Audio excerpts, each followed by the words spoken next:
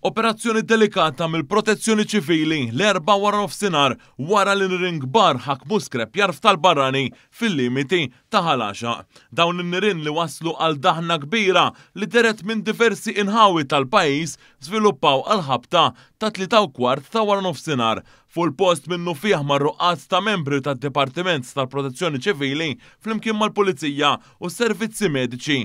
Fortunatament jirriżulta li ħadd ma weġġa f'dan l-inċident. Konsegwenza ta' dan, Transport Malta għalqet it-triq ewlenija miż-żewġ direzzjonijiet bis-sewwieqa jiġu mħeġġa isibu toroq alternattivi.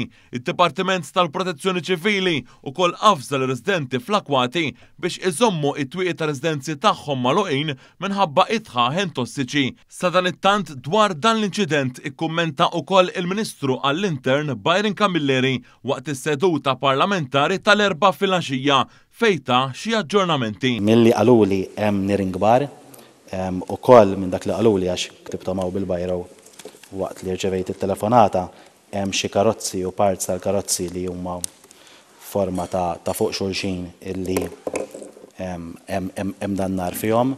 U allura tista' tkun anke perikoluża għal pompiera tal-Protezzjoni Ċivili u tal-ħaddiema kollha li hemm fuq il-post, inkluż il-forzi tal-ordni, inkluż l-awtoritajiet tas-saħħa li qegħdin hemmhekk sabiex jassistu.